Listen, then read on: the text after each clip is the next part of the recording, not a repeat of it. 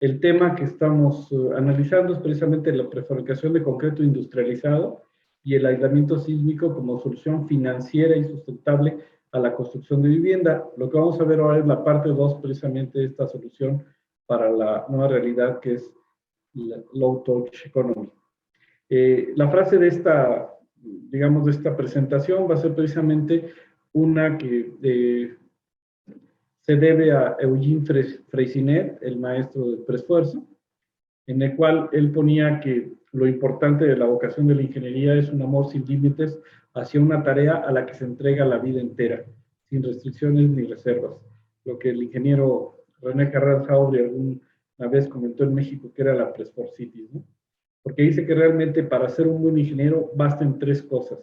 ser capaz de resolver una regla de tres, estar convencido de que no puede subirse al cielo tirándose de los cabellos y saber que para colocar el sombrero en el perchero no hay que ponerlo ni encima, ni debajo, ni a los lados. Esta frase de Eugene Freycinet la pueden encontrar precisamente en uno de sus libros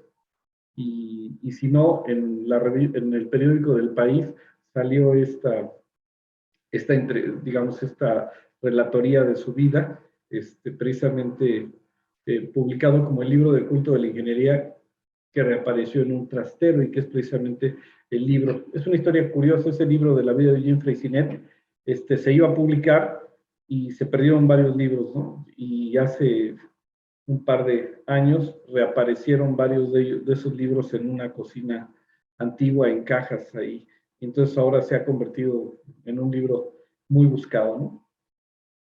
Y como siempre les digo que estamos sobre hombros de gigantes, quisiera agradecer a la maestra Adriana Guisasola, porque es profesora de arquitectura en la Universidad de Mendoza, en Argentina, y ha sido una de las personas con las que hemos estado dialogando mucho de esto, que tanto en la primera como en la segunda parte hemos llegado a estas conclusiones que hoy les muestro, ¿no? La primera parte o el tema 1, que lo pueden buscar en YouTube, como ya dijo Marianita, vimos la problemática actual de la vivienda en México, un poco de la historia del concreto industrializado, la definición del concreto, el horizonte actual y los aspectos financieros en cuanto a lo que es el concreto prefabricado. En esta segunda parte vamos a analizar la problemática financiera con algunos conceptos básicos para poder entenderlo, el concreto industrializado, pero como tendencia en este nuevo mundo vulnerable, incierto, complejo y ambiguo, ¿no? Que es lo que le denominan como ambientes tipo VUCA. Vamos a hablar un poco de la sustentabilidad, horizontes de riesgo y finalmente vamos a cerrar precisamente platicando de cómo se define un caso de negocios y por qué esta conjunción de la prefabricación y el aislamiento viene a beneficiar la parte financiera de la promoción y construcción de vivienda, ¿no? La problemática financiera que vamos a empezar a analizar es las grandes aseguradoras y los grandes bancos tienen tres niveles: el nivel de atención al público, el nivel de atención a grandes usuarios, que sería el segundo nivel de banca, que son los seguros y las reaseguradoras, y luego viene el tercer nivel, que es los bancos que atienden solamente a bancos, son los bancos internacionales que los respaldan. En este tercer nivel se hacen estudios de muy alto nivel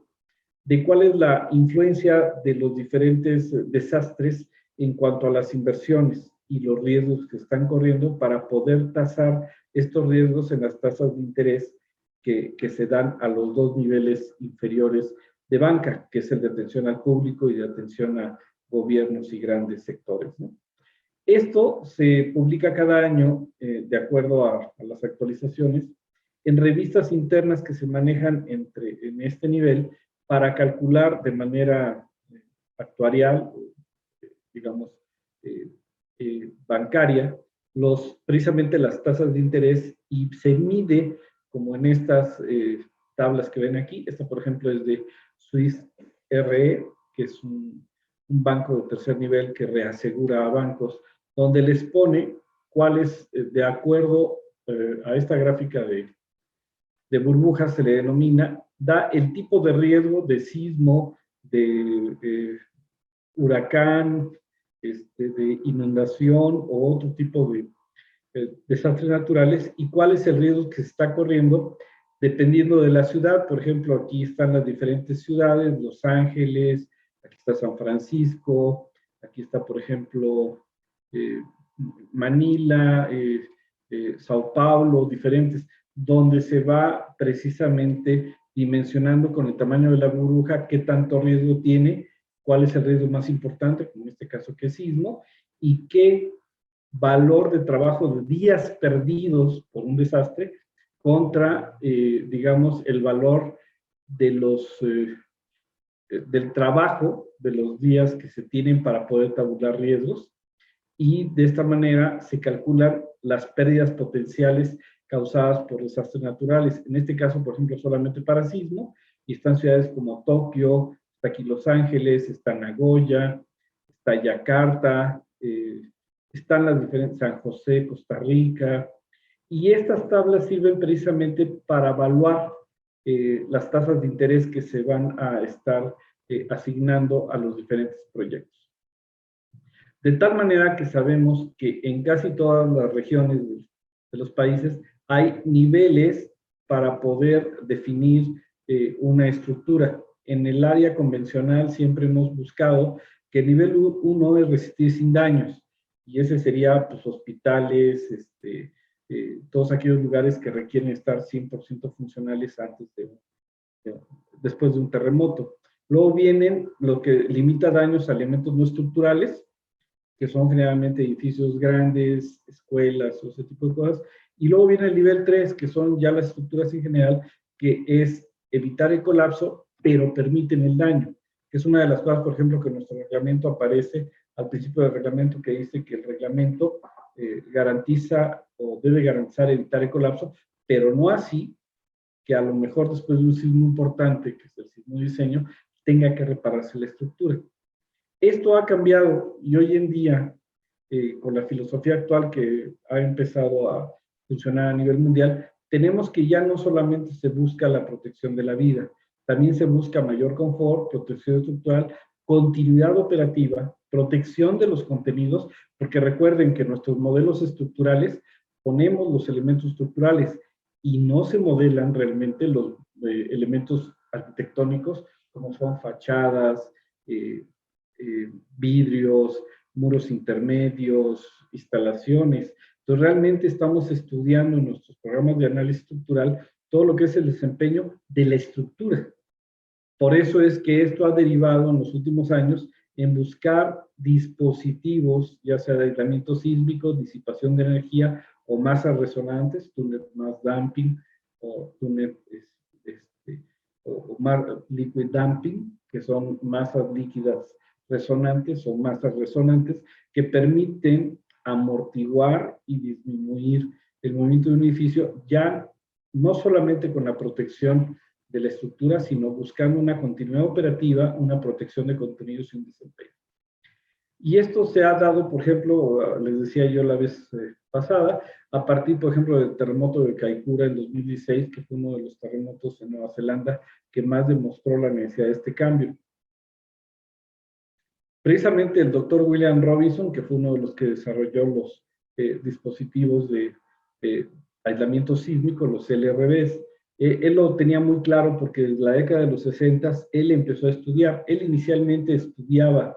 el tema de la disipación de la energía de un choque en un vehículo a base de caucho.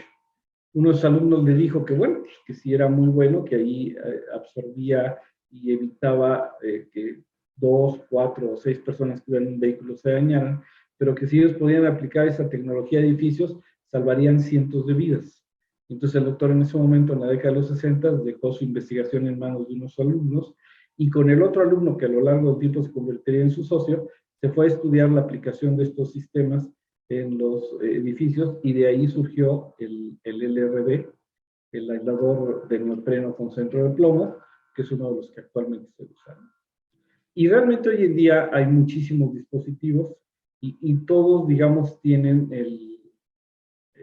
el fin de evitar el daño en la estructura y permitir la continuidad de operación. En 2013, precisamente cuando fue el Congreso Mundial de Aislamiento Sísmico en Japón, en Sendai,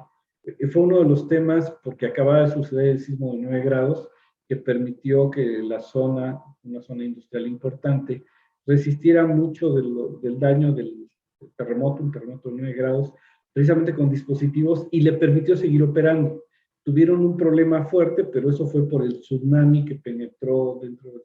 de la, digamos, de la costa y dañó las ciudades por la inundación, pero estrictamente hablando por el terremoto no tuvieron daños, ¿no? Y eso les permitió seguir operando prácticamente a un nivel de eficiencia del 100%, y lo que tuvieron problema fue precisamente las carreteras y las zonas que quedaron dañadas para poder mover los artículos de las fábricas y cosas por el estilo. Ya incluso la startup de Innovacismo, desde 2016 había entrevisto todos estos temas, y se presentó un estudio que se realizó en la universidad, precisamente con el maestro Carlos Arce, el doctor Darío Rivera y Carlos Hugo Delgado, donde precisamente estudiamos el efecto de lo que era la interrupción de negocio, sus alcances y sobre todo el enfoque financiero del efecto que tenía a largo plazo, precisamente para lo que es el estudio de lo que son los casos de negocios, ¿no? La evolución a partir de aquí ha sido también muy notoria en los diferentes organismos, ya sea, como lo vamos a ver ahorita, en los propios bancos o en los organismos como el FEMA, que es la Federal Emergency Management Agency, que es la Agencia Federal de Manejo de Emergencias de Estados Unidos, donde han tenido, y pueden ver aquí, por ejemplo, la evolución de la documentación que se ha ido generando, de las recomendaciones que han ido generando para poder enfrentar de mejor manera los sismos y la resiliencia necesaria para que el edificio pueda seguir operando aún después de un desastre. Y podemos ver que en los últimos años se han publicado cosas muy interesantes. Ha habido varios libros sobre recomendaciones, incluso donde ya está tomando tanto el diseño por desempeño como el aspecto de aislamiento sísmico, pero últimamente, a partir de septiembre de 2020, estas publicaciones han empezado a hacer mucho hincapié en la parte financiera, que no solamente es un elemento, y ahí es donde viene también que hasta los bancos, por ejemplo, este primer libro que vemos de Introducción al uso de aisladores y disipadores en estructuras, lo saca precisamente el Banco de Desarrollo para América Latina a través de su parte especializada de ingeniería de proyectos, donde para la evaluación del proyecto ya están empezando a tomar conceptos de este tipo para poder validar los proyectos y darles, pues obviamente, tasas de interés menor. ¿Por qué? Porque son proyectos que tienen menores riesgos, como lo vamos a poder ver, y eso ha ido cambiando el aspecto y ha ido sobre todo modificando los estándares comparativos financieros de esto. El otro artículo, que es precisamente un libro sacado en 2018, que habla precisamente sobre cuál es el desempeño que queremos de los edificios, que también fue publicado por FEMA. Y esto nos ha llevado, por ejemplo, a establecer que, por ejemplo, nosotros hemos estado hablando de aislamiento, que es solamente una de las disciplinas que se puede ocupar para disipar la energía sísmica, pero así también está el amortiguamiento pasivo, el semiactivo, los sistemas activos o los materiales que le llaman hoy en día materiales inteligentes, y todos estos conforman los sistemas de protección sísmica, y muchos de ellos también se ocupan como sistemas híbridos. Nosotros nos hemos dedicado a realmente estudiar y valorar solamente esta parte de los dispositivos, pero tomen en cuenta que en sus estudios financieros todavía hay otro tipo de dispositivos que pueden coadyuvar y ser mejores. Algunos temas que vamos a tener que empezar a aclarar es precisamente para poder calcular el retorno a la inversión ahorita en el caso de negocio. Pues empezar a entender algunos términos financieros que vamos a ocupar más adelante. Como en el caso del valor presente neto, conocido como VPN, que es el valor del dinero de la inversión con una tasa de interés proyectada a los siguientes años de recuperación, traído el valor al presente, el tiempo en que se hace el estudio. ¿Cómo podemos explicarlo esto para entenderlo? Pues muy sencillo. Por ejemplo, si un amigo hoy en día, en 2021, nos prestó dinero para algo que nosotros necesitábamos, pues él en ese momento, en 2021, se podía tomar un café y un pastel con ese mismo dinero. Cuando regresemos el dinero en 2022, pues obviamente ese dinero ya se depreció. Él solamente va a poder comprar el café, ya no le va a alcanzar para el pastel. Pero como él es nuestro amigo, lo va a soportar. Y él lo hace de buena fe. ¿Y cuál es la pérdida? Pues él perdió dinero, a pesar de que nos prestó y nosotros le pagamos, pero le pagamos lo que nos prestó. Hay una pérdida, porque él ya no puede comprar lo mismo, perdió un valor. En el caso de los bancos, pues obviamente ellos al hacer negocio no pueden permitir esto. Ellos cuando nos hacen un préstamo, se paga el capital más el interés. Es decir, si hoy en día un banco nos presta una cantidad determinada y con ese dinero se compraba un café, el año que entra que le devolvemos el dinero, tiene que alcanzarle para el café y un pastel. Entonces el incentivo, en este caso, es que va a tener una ganancia. Se va a abstener de tomarse un café y me va a prestar el dinero. ¿Para qué? Pues para que el año que entra entonces se compra un café y un pastel. Ese es el motivo de la ganancia. Es decir, los préstamos que se hacen para los proyectos llevan un interés. Normalmente se planea un proyecto y el dinero ocupado en ese proyecto tiene que dar un interés mayor al bancario para que sea más conveniente. Y esa tasa de interés es la que se conoce como valor presente neto, que es el dinero con su valor más la pérdida por cuestión de inflación más una ganancia. Ese es el valor presente neto que se calcula en los proyectos. De tal manera que tenemos siempre que calcular que el proyecto que hoy en día construimos va a regresar una ganancia tal que va a convenir y va a ser mejor que si ese dinero hubiera estado en el banco solamente reproduciéndose contra la inflación. No, tiene que dar una tasa más alta. Entonces, dentro de este parámetro, el periodo de retorno de un proyecto de inversión va a ser precisamente el tiempo en el que se recupera la inversión, que incluye obviamente el pago de los intereses del préstamo del capital. Es decir, no solamente tengo que calcular en qué momento se recupera lo que se gastó, sino en qué momento se recupera lo que se gastó, más las tasas de interés que está uno pagando para que convenga haber hecho el negocio. Ese es el periodo de retorno. Y por eso mucha gente de repente dice, no, pues voy a recuperar el dinero en 3 años. Y no es cierto, lo va a recuperar en 4 o 5 años. ¿Por qué? Porque en esa recuperación del dinero tiene que estar la recuperación de la pérdida por inflación más la recuperación de una tasa de interés que debe ser mayor al bancario para que convenga haber invertido en ese proyecto. Con estos términos en mente vamos a continuar a ver los demás aspectos que influyen en estos proyectos. La tasa interna de retorno es la tasa de interés en el que se recupera la inversión, incluyendo el pago de los intereses del préstamo del capital en el periodo del periodo de retorno. Es decir, ese interés se va a pagar mientras haya una deuda y se va a pagar el interés de acuerdo a la deuda que se tenga. Por eso es que la tasa interna de retorno es la suma de los intereses de estos préstamos que no son pagados sino hasta que se recupere el 100% del préstamo. Entonces, la tasa interna de retorno varía de proyecto en proyecto, porque obviamente el proyecto va pagándose paulatinamente como pasa el tiempo, pero del remanente que no se ha liquidado, hay que pagar un interés año con año, ¿no? Entonces, la suma de esos intereses a lo largo de los años entre el dinero prestado equivale a la tasa interna de retorno, que estos son los parámetros con los que nos quedamos para poder hacer los proyectos, ¿no? Y el concreto industrializado, como ya hemos visto, entra en que al tener un proceso, y la mayor parte de este proceso se realiza en una planta industrializada, reduce el riesgo. ¿Por qué? Porque ya no depende tanto del clima, ya no depende tanto de las condiciones, o por ejemplo en este caso de las pandemias. ¿Por qué? Porque la gente está concentrada trabajando en un lugar y en un sector donde muchos de los factores son controlables. La fabricación y el almacenaje se controlan perfectamente dependiendo de las características. Los moldes son de acero, se realizan optimización de los materiales, el desperdicio de materiales es menor. Todo esto permite que el riesgo y la incertidumbre en un proyecto sea menor. Y lo vemos claramente cuando visualizamos, por ejemplo, las plantas de prefabricado, que muchas son techadas o que están bajo condiciones más controladas, se pueden estudiar los tiempos y movimientos, se pueden optimizar,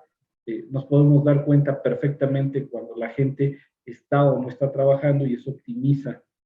la mano de obra. También todos los trabajos se realizan a nivel de piso,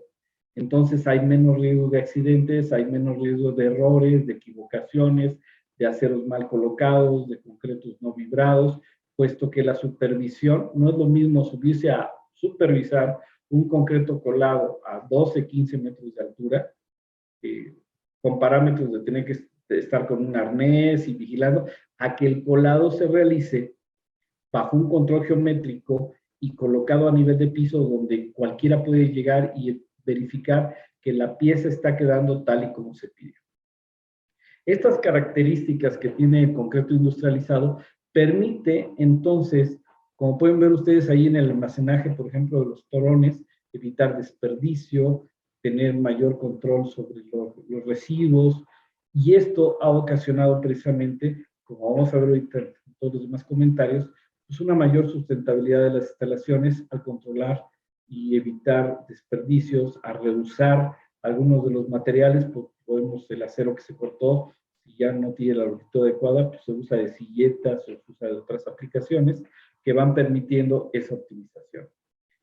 Y también en el almacenaje podemos terminar verificando que la calidad se cumpla, que los elementos cumplan con los requerimientos geométricos, que no haya errores al momento de la colocación y este tipo de situaciones. También en el almacenaje contabilizamos mejor las piezas, vemos mejor su movimiento y cuando lo cargamos en el transporte, ya el transporte a la obra está perfectamente identificado, tiene una rastreabilidad y podemos hablar de que en el momento en que se transporte ya cumple con su resistencia de diseño. Por eso comentaba, en este caso, por ejemplo, el ingeniero Alejandro López Vidal, que los sistemas de prefabricación de concreto industrializado siempre se ha visto como una solución del futuro, pero más bien diríamos hoy que es la solución hoy para los retos del futuro inmediato. Es decir, ya nos alcanzó el tiempo. Ya ahorita con todos los conceptos que traemos de sustentabilidad, de optimización de recursos, pues ya estas técnicas tienen que empezar a usar lo más pronto posible. Y bueno, ya platicamos también bastante de lo que son las ventajas, como reducción de tiempos de ejecución, disminución de mano de obra y reducción de contaminantes de obra, ejecución en horarios diurno y nocturno, evitando afectaciones, altas resistencias de materiales para grandes cargas y grandes clavos, que pueden ser controlados y pueden ser justificados que sí alcanzan su resistencia, la versatilidad para la ubicación de los apoyos de la estructura, que son más estudiadas, alto control de calidad de materiales, producción industrializada, la alta presión geométrica y la cuestión sustentable en el sentido de los ahorros y evitar desperdicios, ¿no? Cuando vemos la secuencia de control, precisamente que se tiene en una planta industrializada, la industrialización nos permite hablar de que hay una alineación a la resiliencia y a la reducción del riesgo financiero ante desastres. ¿Por qué? Tenemos más controlados los elementos que ocasionan un riesgo. Y lo vemos claramente en la secuencia. Se hace la limpieza, el trazo geométrico de lo que es los elementos, el habilitado, luego hacemos el armado de acero de refuerzo, se revisa a nivel de piso, se tensan los cables de preesfuerzo, esto permite que la capacidad de la sección sea mayor y una vez que está colocado el acero y todo, se procede al colado, una vez que se colocaron las placas guías, tapones de traves y se verifica una vez realizado el colado la revisión de la resistencia y se hacen las pruebas de laboratorio para garantizar que el concreto ya alcanzó la resistencia. En esta secuencia vemos cómo entonces, una vez que alcanzó la resistencia, se procede a la extracción, se hace la carga, detallado, se estiva, se detalla y luego ya finalmente se hace la carga para transportarlo al sitio de la obra donde precisamente va a ser colocado. Este proceso, si ustedes se fijan, prácticamente es un proceso industrial que permite llevar un control muy bueno de los materiales y por lo tanto el flujo financiero está perfectamente establecido en qué tiempo se va a requerir y cómo se va a usar.